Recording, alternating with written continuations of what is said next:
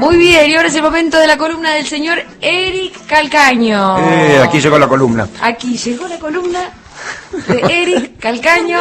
¿Podemos ser ñoños como Fernando Bravo o capaz nos vaya mejor? Usted dice, ¿cómo era la de Fernando Bravo? ¿No? Aquí está. Aquí llegó Fernando Bravo y su... Si quieren que me vaya, me dicen. No hay problema, pero ¿por qué la agresión? Un lunes a la mañana, después toda la semana queda así uno existencialista. Disculpe la digresión. digresión. En el vacío de la existencia. Ya mismo la digresión, vamos a la columna y nos concentramos en eso. ¿De qué la va la columna? ¿De qué la va? Mire, vamos a hablar un poco de economía. Bueno. Sí, así que no se vayan y me cambien de canal, porque un concepto básico de la economía y de la economía política es el concepto de excedente. ¿Qué es el excedente? ¿Qué es el excedente? ¿Qué es el excedente? Es en realidad todo lo que se queda después de que en un país a lo largo de un año se produjo, se hizo acumulación de capital, se distribuyó, se consumió y queda un excedente económico una vez que ya se pagaron todos los factores de producción, y ese excedente económico uno podría decir que también es símbolo del crecimiento económico. ¿Tiene algo que ver, respóndame con sí o no, así no nos vamos mucho con el superávit? No, es distinto, porque el superávit es el presupuesto, en realidad. Es solo de cara al Cuando presupuesto. piensa que el presupuesto nacional gastó menos de lo que entró, ahí sí hay un superávit. Cosa que tenemos habitualmente en la Argentina desde el 2003. Por cierto, acá es más social el asunto, es toda la sociedad argentina, toda la riqueza que hay, se pagaron los salarios, se pagaron los factores de producción. Bueno, lo que queda, ese excedente económico, ¿quién lo produce? Lo que sobró. ¿Quién se lo apropia? ¿Qué es lo que hace con ese excedente? Y para mí es la cuestión fundamental de la economía, pero lo divertido es que la economía no puede contestar a esto. Lo tiene que contestar la política. Porque no hay una cosa natural, como dicen los liberales, que en realidad dicen que no hay excedente, que todo el mundo recibe lo que tiene que recibir, lo que te toca te tocó y no protestes más. Nosotros, por el contrario, tenemos una visión un poco diversa y creemos que efectivamente hay un excedente, que la Argentina, que el trabajo de los argentinos produce riqueza y que esa riqueza tiene dos caminos. O se la apropia el sector privado, o parte del sector privado, o la oligarquía financiera, como usted quiera llamarlo, y agarra ese excedente y lo gira al exterior. Hay 208.000 millones de haberes de argentinos en el exterior, por ejemplo. O ese excedente es captado por el Estado y lo dirige hacia la sociedad. Ejemplo clásico, el IAPI en la época de Perón. Nadie de nosotros había nacido, así que ahí estamos todos en condición de igualdad. Pero algunos faltaban menos para nacer. Exactamente, bueno, a mí me faltaban unos 15 años, 16 años. La cosa es que Perón había inventado un sistema por el cual había un único comprador de granos en el país, esos granos los compraba en pesos y los vendía en dólares al exterior. Ese excedente lo usó para, por ejemplo, industrializar la Argentina. En este momento, nosotros lo que hacemos vía recaudación impositiva es precisamente captar parte de ese excedente y distribuirlo en programas sociales, en, por ejemplo, el Conectar Igualdad, que hoy la Presidenta entrega la Netbook 3 millones, en todo lo que es los sueldos que se pagan o los subsidios para determinados sectores de la economía. Es decir, eso es fundamental para la distribución del ingreso. Por eso, cuando uno vaya a votar, señora, señor, amigo, amigo, vecina, vecina, tenga en claro que la gente que va a votar, ¿qué va a hacer con el excedente? ¿Cuál es su idea del excedente? ¿Acaso al menos va que a le favorecer? cuenten cuáles son los planes, ¿no? ¿Cuáles son los planes? ¿Acaso el banco va a favorecer un banco central independiente, como quisiera Redrado, y de ese modo darle los dólares a los especuladores para que los evadan? Dato. O, por el contrario, dígame. Redrado está en el equipo económico de Sergio Massa. Digo un datito, porque Bueno, se habla de que están Miguel Peirano y Ricardo Delgado, que son dos tipos desarrollistas, industrialistas, como usted le quiera llamar, pero también está Redrado, que lo están tapando con diarios, Pero es un está. tipo que pertenece al sistema Bueno, financiero. el diario con el que estás tapando quizás sea el Wall Street Journal. Bueno.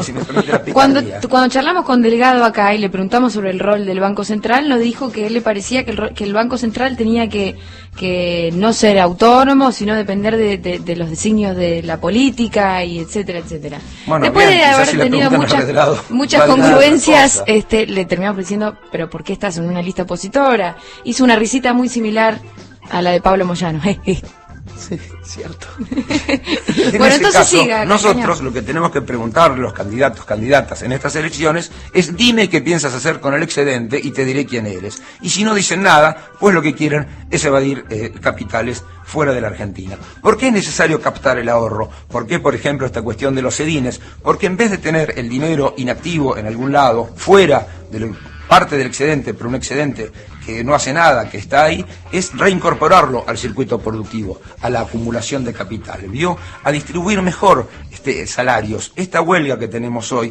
es una huelga un poco extraña, porque esta cuestión del manejo del excedente que hicimos desde el 2003 permitió que los asalariados se llevaran de 32 puntos del producto, es decir, si la Argentina fabricase 100 pesos por año, cuando llegó Néstor se llevaban 32 pesos.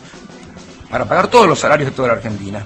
Y hoy estamos cerca de 50 pesos para pagar. El famoso 50-50. El famoso 50-50. Este es el uso del excedente. Es que lo que se fabrica en Argentina sirva para reproducir el capital y las inversiones dentro mismo del país. También tiene que ver con el combate a la inflación. Es decir, acá hay que aumentar la oferta. Tiene que haber más empresas que produzcan, no menos. Hubo una reunión de la Asociación Cristiana de Dirigentes de Empresa. Extrañamente, qué nombre. Sí, terrible. Extrañamente decían que uno de los problemas era la intervención del Estado y las regulaciones.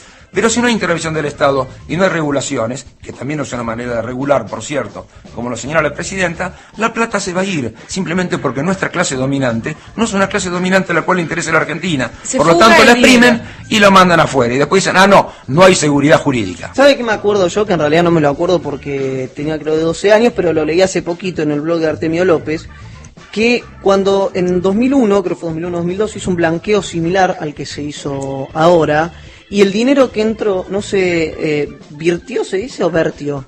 ¿Saben? No se dirigió a... La palabra vertir. Sí. Bueno, no se dirigió hacia al grano. Sí, hacia... Lo que sea, hacia el sistema productivo, digamos, el inmobiliario, al hidrocarburífero, sino que fue direccionado al sistema financiero, a los bancos, a las sociedades anónimas y demás. Y era raro ver quiénes formaban parte de ese gobierno antes y quiénes lo habían votado en el Congreso, que son los mismos que ahora se opusieron y quieren boicotear esa ley de blanqueo. Lo que va a estar en discusión en esta campaña y también en el 2015 es saber qué hacemos con el excedente económico. O decimos, como van a decir los liberales, no hay excedente económico, por lo tanto a ajustar muchachos, o nosotros vamos a tratar de seguir diciendo este excedente tiene que ser repartido para que la Argentina crezca. Ahora, cuando usted invierte en la economía crece. Si no invierte o evade, entonces la economía va a periclitar.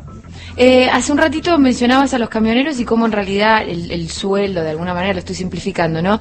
Que tienen ahora se debe a una redistribución de la riqueza que sí, bueno, se empezó a dar en los últimos años.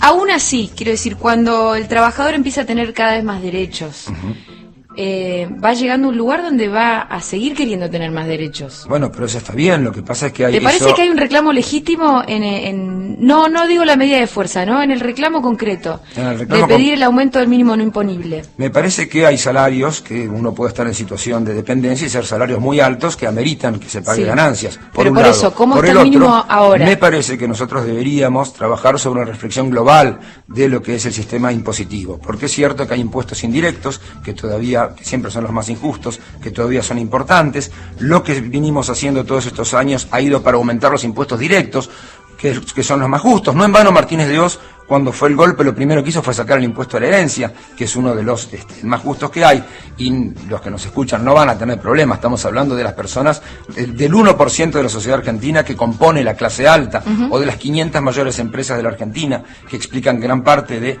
la riqueza. Acá me parece que lo que se busca básicamente es lesionar al gobierno. ¿Cuántos son los niveles de salario? ¿Cuál es el nivel de salario medio de la Argentina? ¿Cuál es el nivel de salario medio de un camionero? Y no me parece mal, por el contrario, que los asalariados ganen cada vez más, pero de repente también tiene que haber una solidaridad intra sectores populares. No es una cuestión únicamente de sacar a los sectores altos para los sectores populares, sino que también se distribuye el ingreso con mejores salarios para arriba, pero blanqueando gente también para los costados. Y aún tenemos 30% de la población económicamente activa en negro. Por lo tanto, atentos al excedente. Muy bien, muchas gracias, Eric Calcaño.